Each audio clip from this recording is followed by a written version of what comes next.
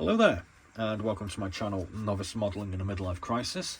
My name is Andy, and I am the Novice Modeller. And look at what I have created. Yes, I have finished the Starfix Douglas A-4F Skyhawk 1/72 scale, which we picked up at a charity shop for £3.99 UK pence. This being a kit originally tooled in 1968 by the Israeli company Starfix. The one I have is a 1991 boxing and comes with its comedy explanation for decals, introduced for 5 minutes for decorating label in water. After its wetting, press less glossy part of the image you want to stick on place of the toy indicated in the drawing. And as you can see, we didn't use these horrible things. We actually went down a completely different road and we painted it up in Israeli IDF markings. The markings, incidentally, were inspired out of my military aircraft markings and profiles book. And we went for this one here, and I think we've got a reasonably close approximation of what it looks like in the book. We also used a few photographs from online to try to get the sort of shapes on the wing kind of accurate. The decals that we used, the Star of David's came out of, they were spare technically, out of this Kovazodoi Prostyov Spitfire Mark 1, Mark 9, which we reviewed the other day, which came with, it seems, 4 extra markings. So we decided to use those. There's a couple of other random out of the spares box markings that we've actually picked up as well. All the caution and warning stencils are, I couldn't even tell you what language they are, to be quite honest with you. And it's rather funky tail marking. I think it's off a Japanese aircraft, but I just wanted to put something on the tail to give it a bit more oomph, I think we could say. So there's a bit of artistic license going on here.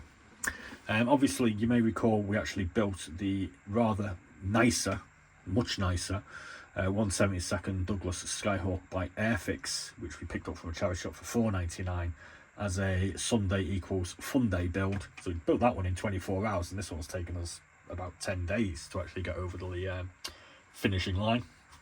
And it did survive a kind of rough encounter with the old Black & Decker sander as well. And I'll be honest with you, I'm hard pressed to tell where I actually attacked it. I think it was down this side here though. So we did buff it out a little bit. And yes, we have actually, even though we did put some weights in the nose, it does seem, we've managed to create another ass sitter as well. So, I mean, what did I think of this kit? Well, I kind of enjoyed building it in a kind of demonistic kind of way. And I think it came out a hell of a lot better than the last time I had to go at one of these Starfixes about a year ago, which was the North American P-51D Mustang, which we also described as potentially being the worst model kit ever. But it's you know, it's one of them things, isn't it? It's a really old vintage kit. You shouldn't really go into this sort of thing expecting anything too much. But from a distance, let's just zoom. That's as far as I can zoom out as form, unfortunately. From a distance, it kind of looks okay. There are multiple issues with it. I mean, apart from the fact that you can actually see right the way through from the engine to the intakes.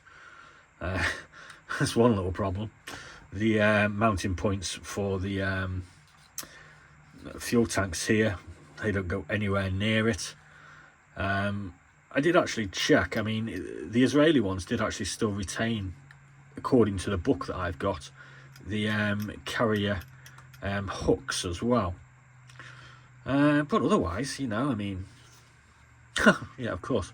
We had our comedy pilot as well. I don't know if you can see it in there. He had a little bit of flash from between his legs. But we coloured it in the old basic skin tone as well, because it kind of looked like he had a bit of an, well, let's just say he found flying the aircraft rather exciting, shall we say. Paints that we used for this were the ICM Pale Sand Acrylic 1042, which is the base colour. We went Olive Drab XF62 with the green. we went XF64 red brown for the brown. We used white XF2 on the undersurfaces. We were intending just to actually paint this up in the same colours as the Airfix kit, but I think it's supposed to be grey underneath for the Israeli. We used oily steel on any metallic parts, ICM 1026. This is a really nice colour, I like that. XF85 on the rubber parts, and XF7 on these little caution flashes here, which should have danger on them, but I don't have anything. I don't have anything apart from those, and they just, I've tried them before, they're just garbage basically. So yeah, I mean, I enjoyed it. I think the few people that have watched the other videos on this, there will be a link at the end of the video to some of the other ones, have kind of enjoyed it as well, because building something different and not really having to worry about how it came out is kind of refreshing, and kind of knowing that it's gonna look like a piece of garbage just kind of makes you think, oh, I'll just do my best with it, and whatever happens, you know. And I think it'll look okay. I mean, I picked this up for $3.99 from a charity shop, but you can actually still buy these on eBay, and people do try to get sort of £10 to £15 for these things with postage, and it's just kind of, they're just not worth it. You know, you can pick up one of these ones for about the same money, so don't do it. Glancing over at the old eBay there at the moment, we can see that somebody, Pettinewly, is selling 4 of these wonderful kits: a Skyhawk, a Northrop F5E Tiger, what the hell is this one, something else, and a Northrop TR38 Talon.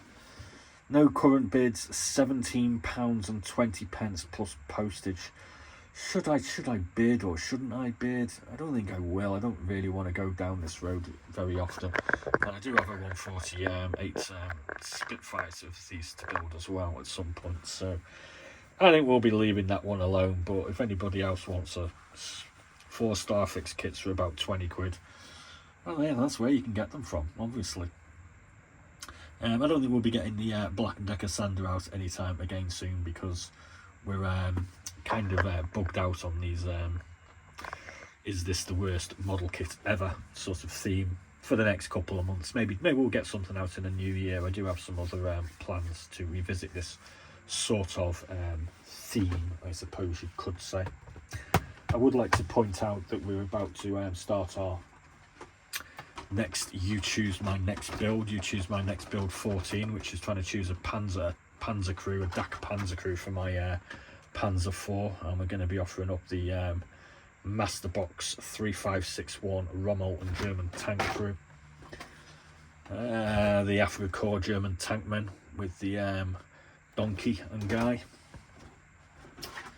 this Hobby Boss German tropical Panzer crew, and the Mini Art German tank crew Afrika Korps. So there'll be a couple of videos coming up on that on I think Thursday and Friday for you to get involved and help me select which kit we build next on the channel.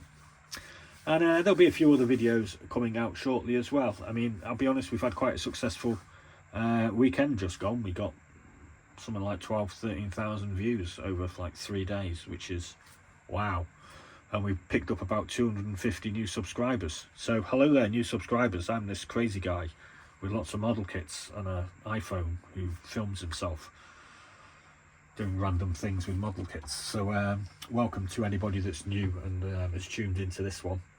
We will be taking our modelling a little bit more seriously over the next month or so. I'm hoping to build things that are sort of slightly better and come out slightly better, like our Skyhawk. So thanks very much for watching. As always, please do like and subscribe, and there'll be a link to the other exciting and fun things that we did with the Skyhawk coming up just shortly. As always, be seeing you.